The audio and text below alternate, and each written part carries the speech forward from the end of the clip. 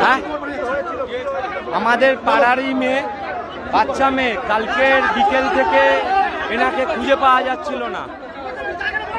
তারপরে আমাদের পাড়া পুলিশ প্রশাসনকে তো খবর দেওয়া হয়েছে, কোনো সহযোগিতা করেনি। আমাদের পুলিশ প্রশাসনকে ওর বাবা মা যখন চলে যায়, হারিয়ে যাওয়ার পরে জিটি করা রিপোর্ট আছে। আমাদের পাড়ার ছেলেরা, এই পাড়ার ছেলেরা, ওই পাড়ার ছেলেরা সারা রাত খোঁজাখুঁজি করেছে, পায়নি।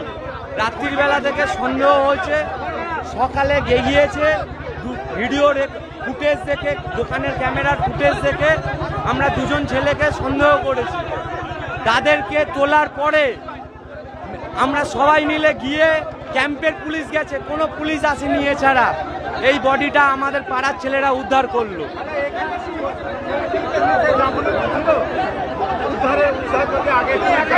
না, উদ্ধারে শুধু আমাদের ছেলেরা ছিল, আর ক্যাম্পের একজন ব্যক্তি ছিল, বয়স্ক ব্যক্তি। আমার নাম অরূপ নস্কর। মেয়েটাকে যা পজিশন বোঝা যাচ্ছে, কিছু ছেলে ছিল 4 জন, যারা সবই হিন্দুর ছেলে। আনন্দ নাম, গোরে নাম, আমাদের এই সামনে ব্যাংকের পিছনে বাড়ি।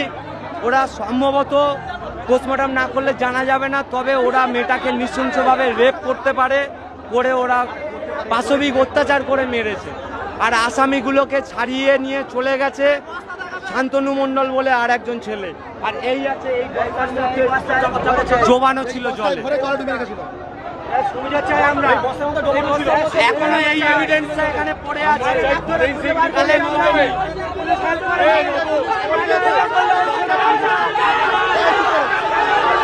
আমার নাম অরূপ নস্কর।